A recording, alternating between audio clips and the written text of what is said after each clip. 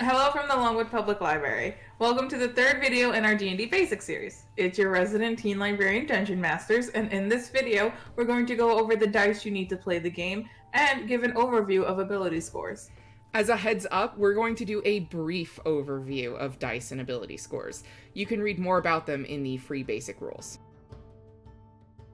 As we mentioned in our first video, D&D uses a polyhedral dice set. Most dice sets have 7 pieces. Dice come in various sizes and colors, but a standard set includes a D4, D6, D8, D10, D12, D20, and a percentile die, or a D100. Each dice has multiple uses in-game, which we'll go over with you. Check out page 4 of the basic rules for more information. This is a D4. Smallest dice of the set, and it kind of looks like a pyramid. It's used for low-level spells, healing potions, and small weapons. This is a D6. You'll probably recognize this from most board games. It's the standard cube, used to determine stats and character creation, and calculate weapon and spell damage. This is a D8. It's mostly used for determining damage. You'll use this dice for medium weapons. This is a D10. It's commonly used to determine heavy weapon damage. And this is a percentile die, or D100. Looks pretty similar to the D10, right? That's because, well, they're kind of the same thing. They're the same-sided dice, but used for different purposes, and numbered with double digits instead of single digits. The percentile die is most commonly used when you need to determine an outcome from a table, like the Wild Magic table, and you use it in tandem with the D10. To make a percentile roll both the percentile die and the D10. The percentile die will determine the first number, and the D10 will determine the second number. For example, I rolled a 40 on the percentile die and a 2 on my D10. That means the percentile roll outcome is 42. Moving on to the second highest dice. This is a D12. You'll mostly use this dice for heavy weapon damage and higher level spells. And finally, this is the D20, the most important die in the game. You'll use this die the most to determine if your attack is successful, your saving throws, and your ability checks. For each of those rolls, you'll roll the D20 and add the corresponding modifier according to your ability score.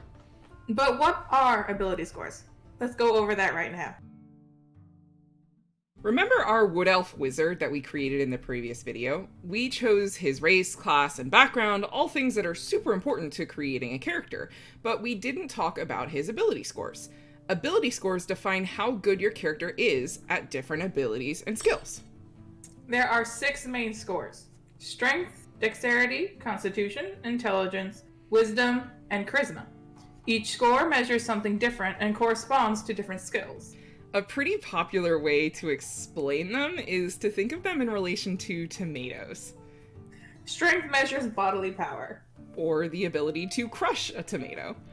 Dexterity measures agility. Or the ability to dodge a tomato. Constitution measures the ability to endure stress. Or the ability to endure eating a bad tomato. Intelligence measures reasoning and memory. Or knowing that tomato is a fruit. Wisdom measures perception and insight. Or knowing not to put a tomato in a fruit salad. Charisma measures the force of personality. And that's the ability to sell a tomato-based fruit salad. Now, to give our wizard his actual scores, we need to generate them. Generating ability scores is the mechanical part of creating your character, and Dungeons & Dragons has different ways of generating those scores.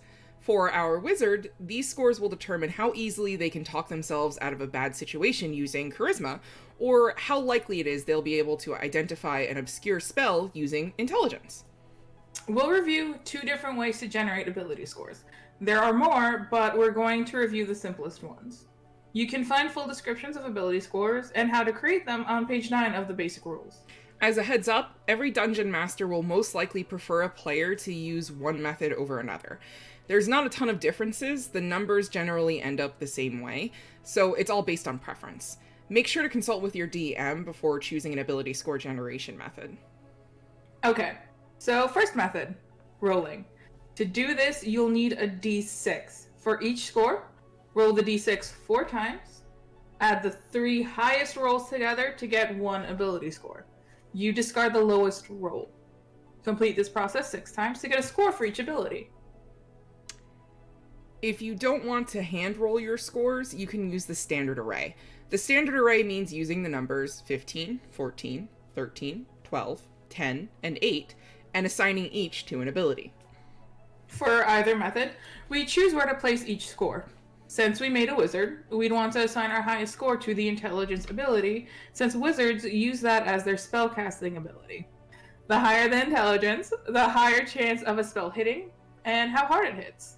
And we might want to put our lowest score in strength, since wizards aren't typically hitting people with axes. But that's all up to your discretion and who your character is. It's important to understand the strengths and weaknesses of the class you are playing, so you know where to place your highest ability score. That's why you should read over the class information when you build your character. You'd mark down these base scores on your character sheet in the ability score section, but then there's something called modifiers. Basically, each ability score corresponds to a modifier, and that modifier is the bonus you use in-game to add to dice rolls. This is the modifier chart you'll find in the player's handbook and in the free rules set. All you have to do is read across the row. For example, if you have a score of 13 for your ability, you have a +1 modifier. You can find more detailed information about generating ability scores and ability scores in general in the free basic rules set. And you'll be told what dice to use by the weapon your character is using, the spell description, or by the DM. And that's all for today's D&D Basics. Check out the video description for links to the resources we mentioned.